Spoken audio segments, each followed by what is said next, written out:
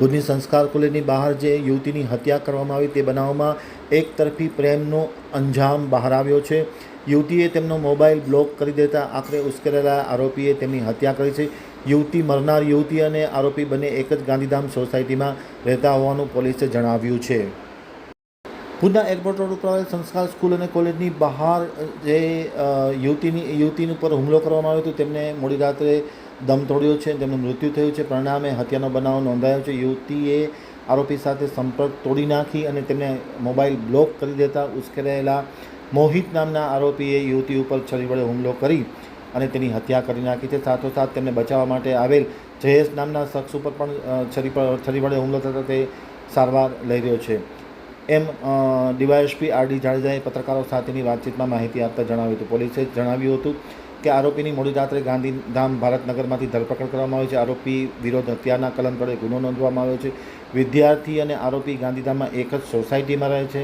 આરોપી ભુજ એ division police સ્ટેશનના કસ્ટડીમાં રાખવામાં આવ્યો હતો. આરોપીને કોર્ટમાં રજૂ કરી આજે રિમાન્ડની માગણી કરવામાં આવશે. યુવતીએ આરોપી સાથે સંપર્ક તોડી તેમનો મોબાઈલ બ્લોક કરતાં આખરે આ હત્યાનો બનાવ નોંધાયો છે, એમ આર.ડી. જાડેજાએ જણાવ્યું હતું. હવે જોઈએ પત્રકારો સાથે તેમની વિશેષ મુલાકાતના પ્રસ્તુત અંશો.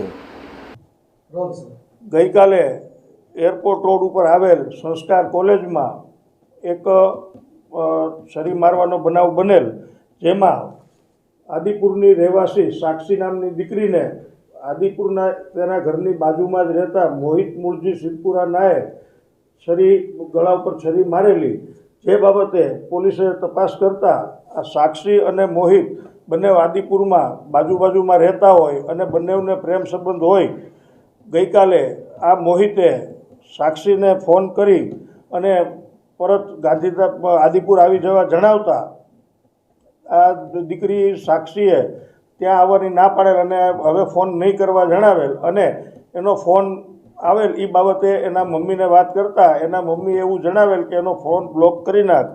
જેથી આ સાક્ષીએ મોહિતનો ફોન બ્લોક કરતાં મોહિત અને તેનો મિત્ર જયેશ જયંતિ ઠાકોર બંને મોટરસાઇકલ લઈ આદિપુરથી આવેલ અને સંસ્કાર કોલેજ ખાતે આ દીકરીને મળેલ અને ત્યાં આવવા એને સમજાવતા દીકરીએ કોઈ પણ સંબંધો નહીં રાખવા જણાવતા આ મોહિતે ઉશ્કેરાઈ અને સાક્ષીને ગળા ઉપર છરીનો ઘા મારેલ અને એને તાત્કાલિક હોસ્પિટલે લઈ જવામાં આવેલ.